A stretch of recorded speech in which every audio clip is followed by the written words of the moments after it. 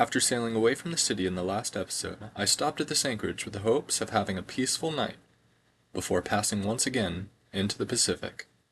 That, however, was a hollow hope, and the night brought trouble. Alright, on my way to pull up anchor at 1 a.m. and spend the next 8 hours sailing up the Strait of Juan de Fuca. Because this is when the tide is and when the wind isn't on the nose. Oh, also my windlass broke, so I'm going to be cranking up 300 pounds of chain. Well, 300 feet of chain, probably more than 300 pounds. All by hand. Woo! Lifting anchor and leaving into the moonlit laps of waves left me reading the water like a stereogram. Reading the ripples and deciphering any deflection from the predominant pattern can show what lies below the surface.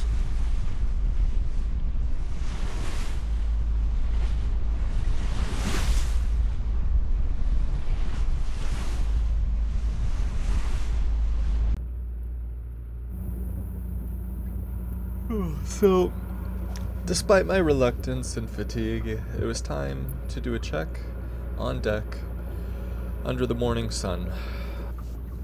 I spent the night doing 20-minute intervals with 5-minute checks and 15 minutes of sleep, just to get out of the heavy traffic of the Strait of Juan de Fuca and around the corner.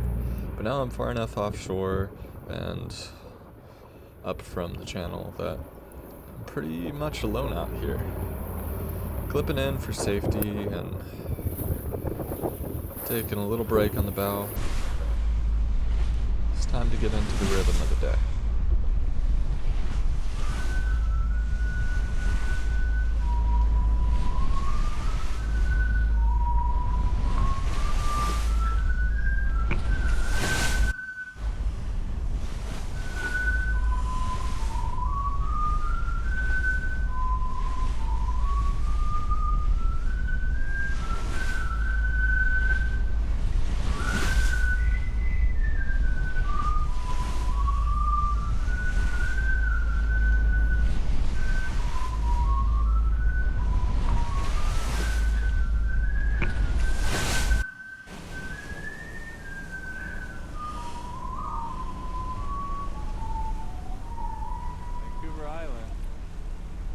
I stayed on deck and alert for most of the tacks towards shore.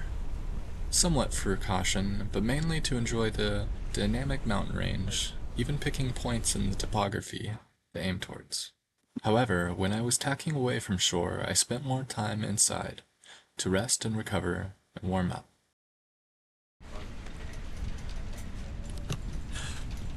When I first passed the lighthouse on Leonard Island, I had no clue what this destination had in store for me. You see, Tofino is just the town at the end of the peninsula, at the entrance of the sound, and I soon found that the Kalakaut Sound had more for me to explore than just the shore.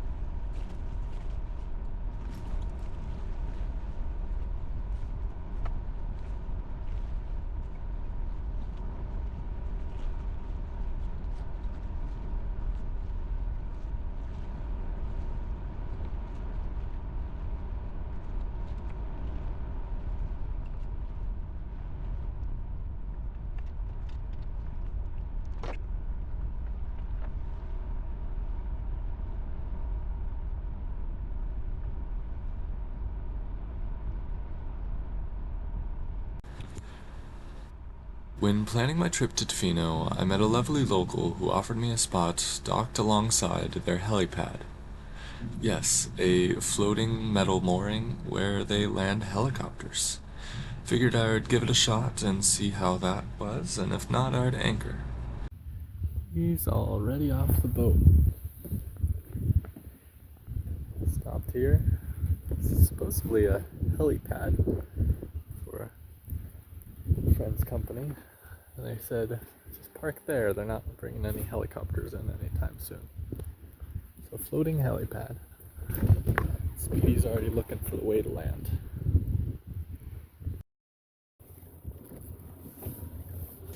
When I arrived to Tofino, June of last year, my plans, priorities, and frankly my whole life changed. I'm trying to find the best way to tell that story for the next video, but rest assured there's still more adventures to come. So in the next video, I'll try to explain why this trip took on a different pace, and I'll introduce another face. Yeah? Hi, Speedy. Speedy!